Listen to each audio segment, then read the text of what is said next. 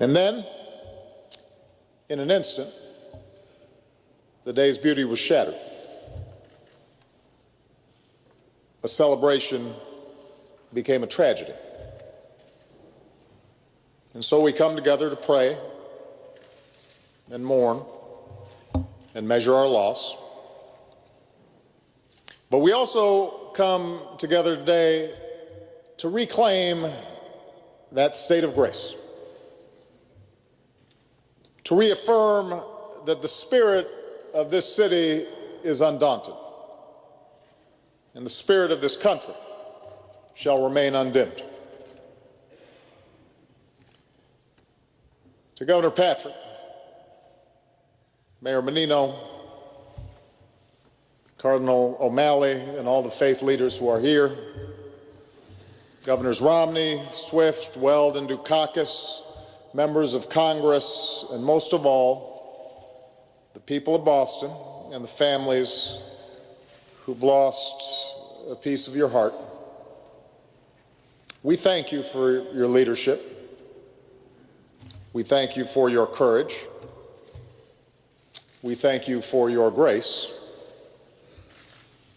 I'm here today on behalf of the American people with a simple message.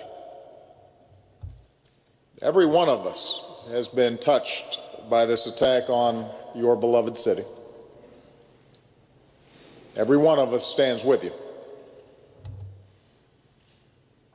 Because after all, it's our beloved city too. Boston may be your hometown, but we claim it too. It's one of America's iconic cities. It's one of the world's great cities. And one of the reasons the world knows Boston so well is that Boston opens its heart to the world. Over successive generations, you've welcomed again and again new arrivals to our shores.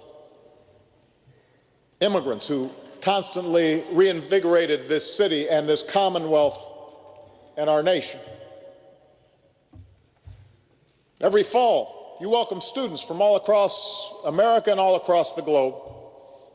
And every spring, you graduate them back into the world, a Boston diaspora that excels in every field of human endeavor. Year after year, you welcome the greatest talents in the arts and science, research. You welcome them to your concert halls and your hospitals and your laboratories to exchange ideas and insights that draw this world together. And every third Monday in April, you welcome people from all around the world to the hub for friendship and fellowship and healthy competition. A gathering of men and women of every race and every religion, every shape and every size.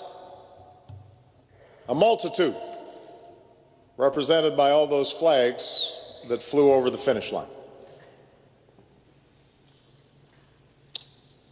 So whether folks come here to Boston for just a day or they stay here for years, they leave with a piece of this town tucked firmly into their hearts. So Boston's your hometown, but we claim it a little bit too. I know this.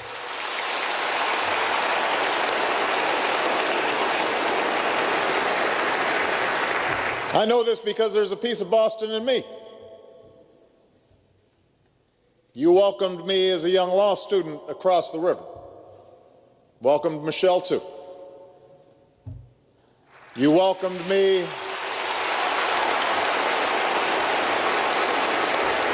You welcomed me during a convention when I was still a state senator and very few people could pronounce my name right.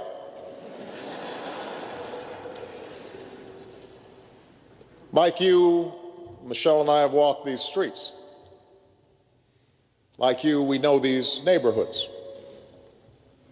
And like you, in this moment of grief, we join you in saying, Boston, you're my home. For millions of us, what happened on Monday is personal.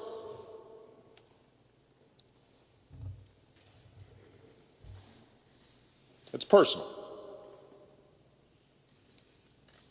Today our prayers are with the Campbell family of Medford. They're here today. Their daughter Crystal was always smiling. Those who knew her said that with her red hair and her freckles and her ever eager willingness to speak her mind, she was beautiful. Sometimes she could be a little noisy, and everybody loved her for it. She would have turned 30 next month. As her mother said through her tears, this doesn't make any sense. Our prayers are with the Liu family of China, who sent their daughter Lingzi to BU so that she could experience all that this city has to offer. She was a 23-year-old student, far from home, and in the heartache of her family and friends on both sides of a great ocean, we're reminded of the humanity that we all share. Our prayers are with the Richard family of Dorchester, to Denise and their young daughter Jane as they fight to recover. And our hearts are broken for 8-year-old Martin with his big smile and bright eyes. His last hours were as perfect as an 8-year-old boy could hope for, with his family eating ice cream at a sporting event. And we're left with two enduring images of this little boy, forever smiling for his beloved Bruins and forever expressing a wish he made on a blue poster board.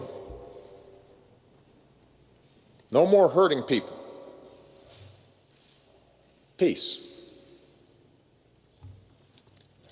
No more hurting people. Peace. Our prayers are with the injured. So many wounded, some gravely. From their beds, some are surely watching us gather here today. And if you are, know this. As you begin this long journey of recovery, your city is with you. Your Commonwealth is with you. Your country is with you. We will all be with you as you learn to stand and walk and, yes, run again. Of that I have no doubt. You will run again.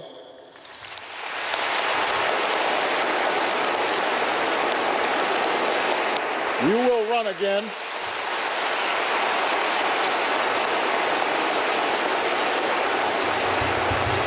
Because that's what the people of Boston are made of. Your resolve is the greatest rebuke to whoever committed this heinous act. If they sought to intimidate us, to terrorize us, to shake us from those values that Deval described, the values that make us who we are as Americans, well, it should be pretty clear by now that they picked the wrong city to do it.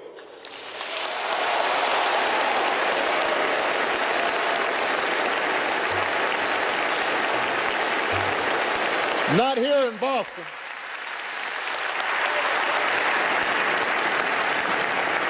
Not here in Boston.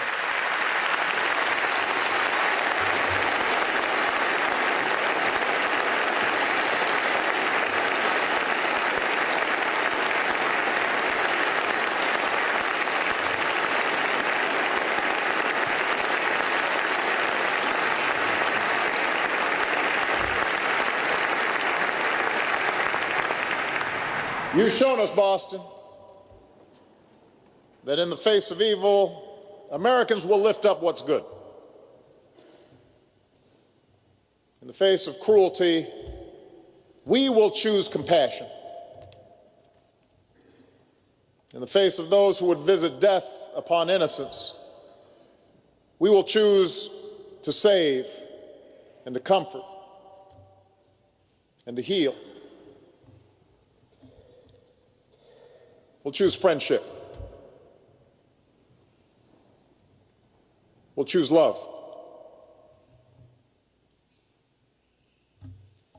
For Scripture teaches us God has not given us a spirit of fear and timidity, but of power, love, and self-discipline. And that's the spirit you've displayed in recent days. When doctors and nurses, police and firefighters and EMTs and guardsmen run towards explosions to treat the wounded, that's discipline. When exhausted runners, including our troops and veterans who never expected to see such carnage on the streets back home, become first responders themselves, tending to the injured, that's real power. When Bostonians carry victims in their arms, deliver water and blankets, line up to give blood, open their homes to total strangers, give them rides back to reunite with their families, that's love. That's the message we send to those who carry this out and anyone who would do harm to our people. Yes, we will find you. And yes, you will face justice.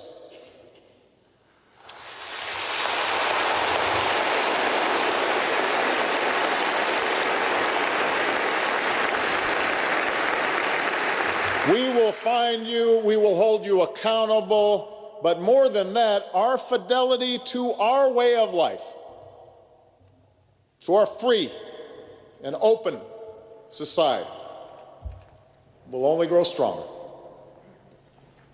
For God has not given us a spirit of fear and timidity, but one of power and love and self-discipline. Like Bill Ifrit, 78 years old, the runner in the orange tank top who we all saw get knocked down by the blast, we may be momentarily knocked off our feet. But we'll pick ourselves up. We'll keep going. We will finish the race.